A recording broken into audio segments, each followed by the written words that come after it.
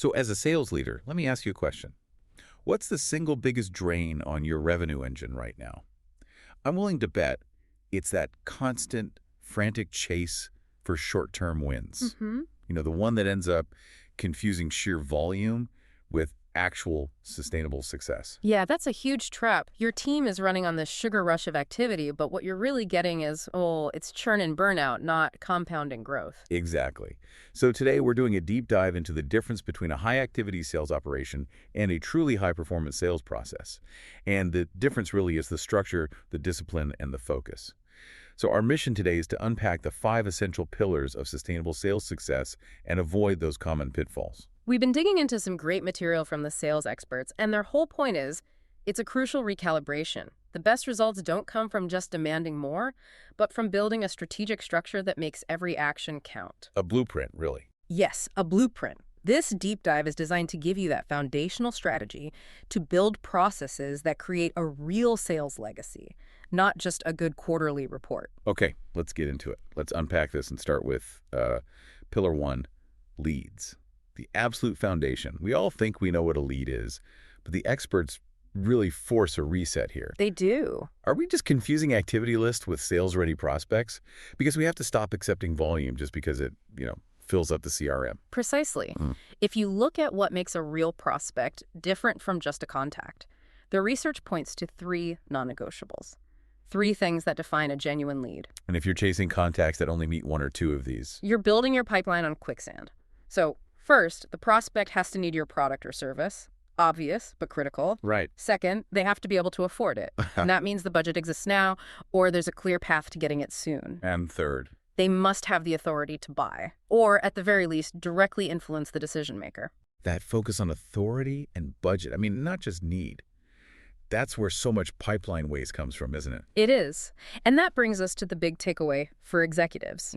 Defining an ideal customer profile, the ICP, with surgical precision. No. It's not enough to just say, we sell to tech companies. It's too broad. Way too broad. The directive for every sales leader should be to push their teams to define their perfect buyer in one single descriptive sentence. I love that. Make it that specific. It makes it so actionable. The source gives this really memorable example. 4- and 5-star hotels and restaurants within the 30 minutes of central London. Wow.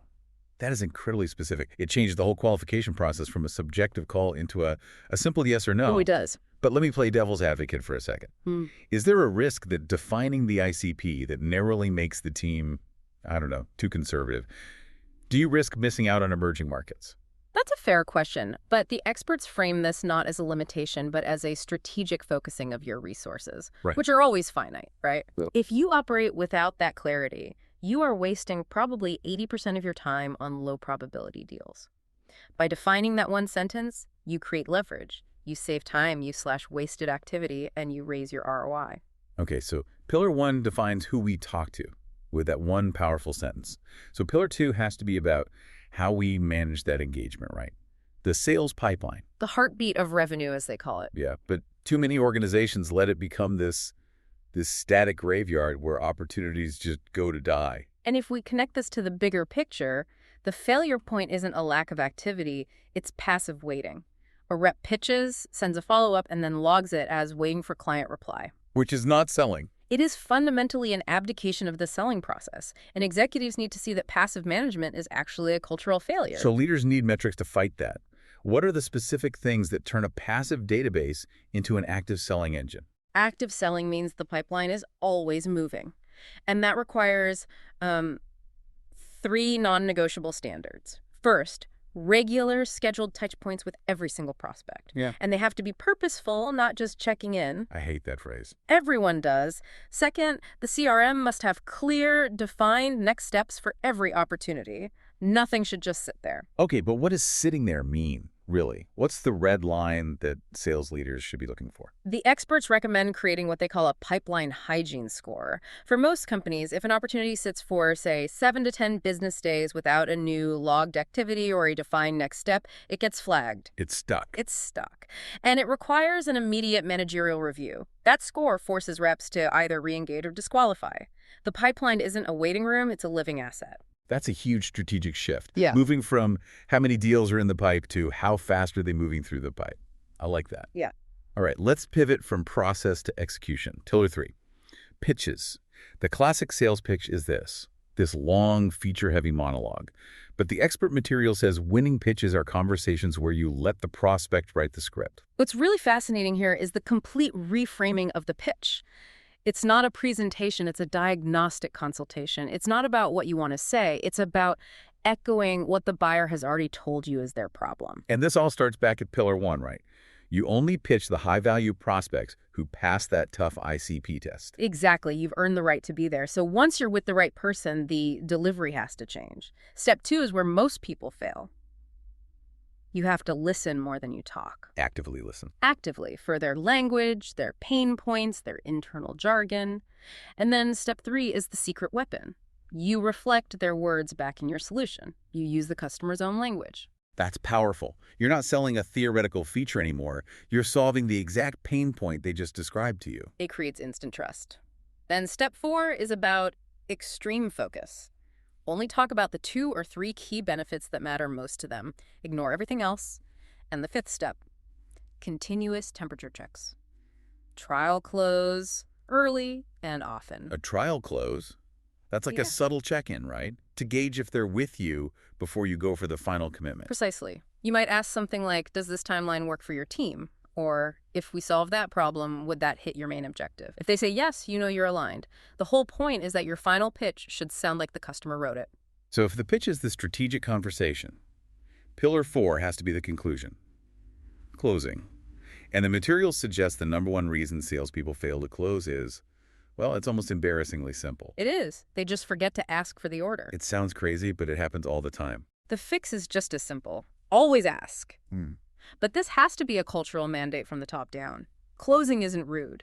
If your product adds the value you've shown it does, prospects deserve the chance to say yes. Failing to ask is actually a disservice to them. It is, and the material gives some really actionable language for this, moving away from those awkward, aggressive closes. For the soft, presumptive closes. Yes, presumptive closes are the modern standard. They assume the sale is happening and just move on to logistics. It bypasses that. So, do you want to buy this? Question. So give us some of those examples that executives should be drilling into their teams. Things like, when can we schedule the implementation kickoff? Or, do you prefer an annual invoice, or should we set up quarterly payments? Or the classic, would you like delivery on Tuesday or Thursday? Exactly. It shifts the moment from a confrontation to just a smooth transition. Okay, that brings us to the final piece. The real long-term legacy builder. Pillar 5, referrals. The most powerful sales tool there is. Absolutely. Referrals convert faster, they have a higher order value, and they close easier than any cold lead you could ever generate. This is where the long view really pays off. Yeah. The old school tactic was to demand a referral right after the sale, but modern strategies are much more about systematizing and nurturing this channel. It has to be a formal process. It does. There are 2 key strategies executives should implement. First, launch referral clubs. Okay, what does that mean? It means you formalize it. You create a structured, ongoing program, not just an occasional email blast. It should have clear rewards, consistent communication, and a defined process for tracking. It turns random goodwill into a predictable channel. So you're making it an engine, not just a hopeful outcome. What about the digital side? That's the second strategy, social proof. You have to make it incredibly easy for happy customers to share their experience. This means share buttons on your site, proactively asking for LinkedIn recommendations, integrating Google reviews into your workflow. Let their positive experience become a broadcast to their whole network. Exactly. It's the ultimate compounding effect. You do pillars 1 through 4 right, and pillar 5 allows that investment to multiply itself. So let's tie this all together for our executive audience. 3 crucial takeaways for sustainable sales success that you can implement tomorrow. 1. Stop wasting energy. Define your real, specific sales leads using that single-sentence ICP. 2. Mandate active pipeline management. Use a pipeline hygiene score. Make sure your CRM reflects action, not passive waiting. If a deal is just sitting there, that's a process failure. And 3. Leverage referrals as your legacy builder. Use formal referral clubs and aggressively build your social proof. The real growth is built on trust that scales. That short-term sugar rush of activity, it just leads to burnout. True long-term success comes from disciplined planning. It's about planning for tomorrow, not just hitting today's numbers. In sales, the long view, built on these 5 pillars, always wins. To dive deeper into how these 5 pillars can transform your organization from a frenzy of activity into a machine of predictable growth, we really recommend exploring the programs offered by the authors of this material, the sales experts. They offer things like the Sales Academy, dedicated sales coaching, and even top-tier Rainmaker programs for executive mastery. If you're ready to implement this kind of disciplined, compounding process, you can find all those resources and learn more by visiting thesalesexperts.com. And here's a final thought for you to chew on. If you could only measure one thing tomorrow morning, should it be the sheer volume of calls made or the average time it takes for a newly qualified lead to receive their first purposeful action? That strategic shift is the difference between surviving and leading. We'll catch you on the next deep dive.